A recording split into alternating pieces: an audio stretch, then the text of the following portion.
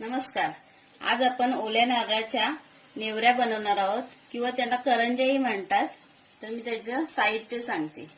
खोबरं, गूळ, तूप, वेलची पावडर, ड्रायफ्रुट्स घेतले तिथे, रवा घेतलाय, मीठ, गव्हाचं पीठ घेतलंय 2 वाटी.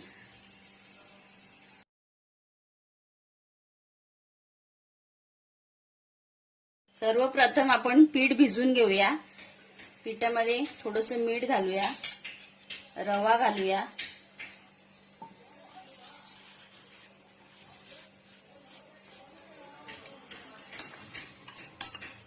थोडंसं तेल घालूया, पीठ मळून घेऊया. सगळं मिक्स करून घ्यायचं व्यवस्थित. पीठ मळून घेऊया. मळून त्याला 1 ते 1.5 तास झाकून ठेवायचं. चांगलं मुरून द्यायचं त्याला. घट्टच मळायचं, जास्त पातळ नाही.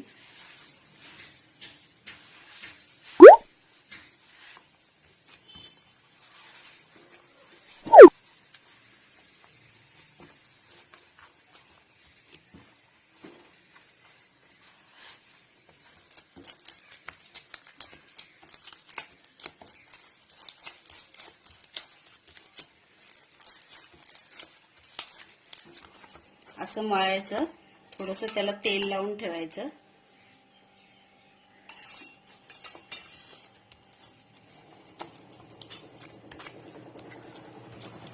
म्हणजे रवा त्याच्यामधला चांगला मुरेल.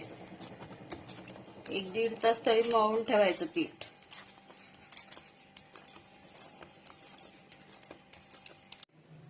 आपण आता ओल्या नारळाचं करंज्यांचं पीठ भिजून ठेवलेलं आहे. आता आपण त्याच्या आतमध्ये सारण तयार करत आहोत.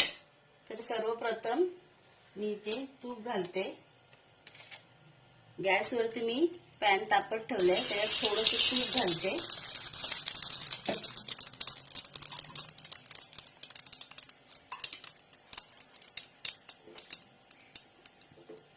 गॅसची फ्लेम थोडी हाय करायची. त्याच्यामध्ये मी थोडे ड्रायफ्रुट्स घालते.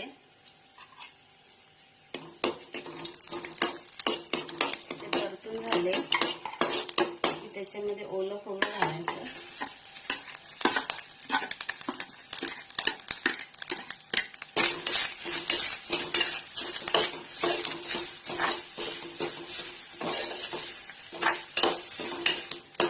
आता मी याच्यात गूळ घालते.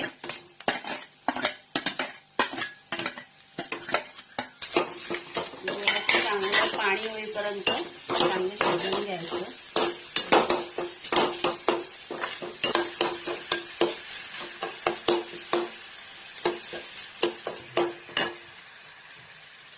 आता आपण त्याच्यात वेलचीची पूड घालणार आहोत.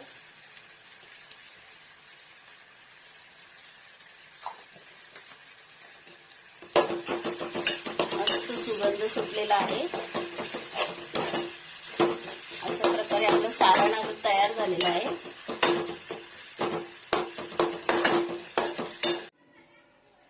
हे बघा, आपण पीठ मळून ठेवलेलं होतं ते आता मस्तपैकी मुरलेलं आहे. रवा, गव्हाचं पीठ आणि सारण बनवून ठेवलेलं. अशा प्रकारे आता आपण करंज्या करायला घेत आहोत. असं छोटस एक गोळं घ्यायचं, पिठामध्ये बुडवायचं आणि लाटून घ्यायचं त्याला.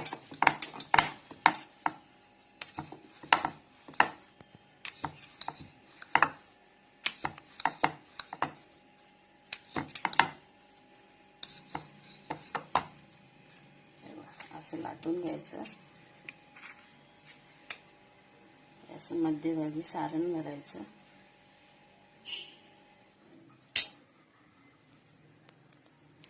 आणि हे बघा असं हे करायचं.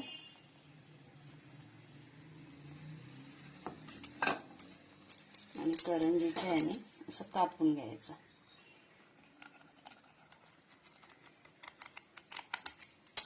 हे बघा, हे आपली करंजी तयार.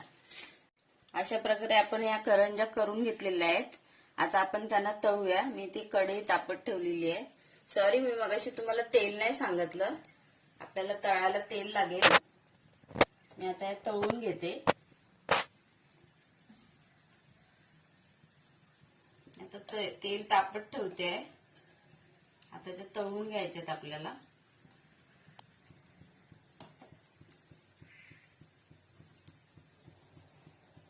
फ्लेम फास्ट ठेवायची गॅसची.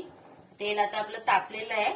त्याच्यामध्ये अलगद सोडायचं या करंज्या आणि व्यवस्थित तळून घ्यायचं त्यांना ब्राऊन होईपर्यंत. हे बघा,